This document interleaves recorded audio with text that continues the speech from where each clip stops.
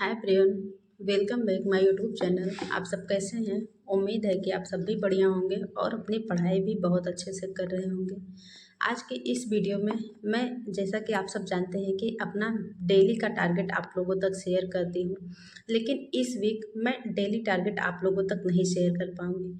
तो इसीलिए मैंने सोचा कि मैं पूरे वीकली टारगेट आप लोगों तक शेयर कर दूँ कि मैंने अभी तक कौन कौन से टॉपिक कंप्लीट किए हैं और इस पूरे वीक में मुझे कौन कौन से टॉपिक कंप्लीट करना है। तो इसके अकॉर्डिंग आप लोग भी अपना टारगेट बना के डेली का पढ़ाई कर सकते हैं।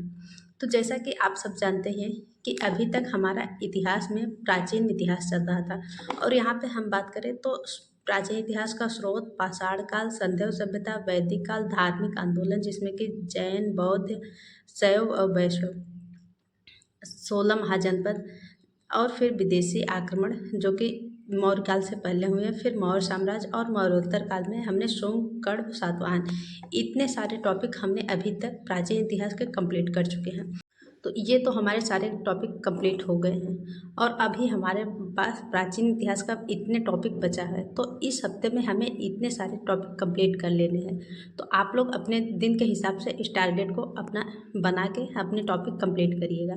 तो इसमें अभी तक हमारा बचा है विदेशी राजवंश, जिसमें कि हिंद, यवन, शक, पहलव और कुषाण, फिर इसके बाद गुप्त काल, फिर इसके बाद आता है वर्धन वंश, फिर राजपूत काल और संगम काल और चोल साम्राज्य, फिर पूर्व मध्यकालीन में उत्तर भारत और दक्षिण भारत। यहाँ भी बहुत सारे राजवंश हुए हैं छोटे छोटे, इन्हें भी पढ़ना है। तो इतना टॉपिक अभी हमारा बचा है प्राचीन इतिहास का, जिसे कि हमें इस पूरे हफ्ते में कंप्लीट करना है।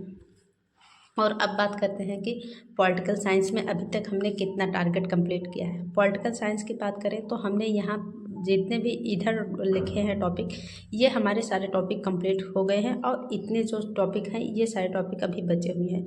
तो अभी तक हमने कंप्लीट किया है राजनीति विज्ञान का जो शुरुआती दौर है, अर्थ, उसकी क्षेत्र, प्रकृति, तो ये टॉपिक कंप्लीट हुआ है। फिर राष्ट्र उत्पत्ति के सिद्धांत, फिर व्यक्तिवाद, उदारवाद, अराजकतावाद, फांसीवाद, समाजवाद, और यहाँ पे बात करें संप्रभुता, अधिकार और स्वतंत्रता।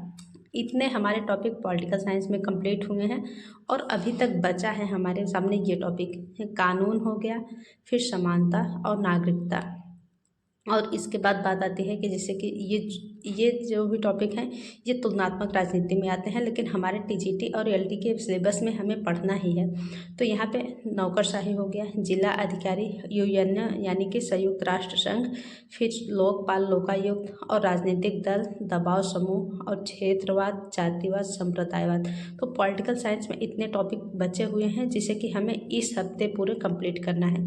तो यही है कुछ टारगेट कि पूरे हफ्ते में हमें इतिहास में कौन कौन से टॉपिक कंप्लीट करने हैं और पॉलिटिकल साइंस में कौन कौन से कंप्लीट करने हैं। तो आप लोग अपने दिन के हिसाब से डिसाइड करके अपना टारगेट डेली का जरूर कंप्लीट कर लीजिएगा।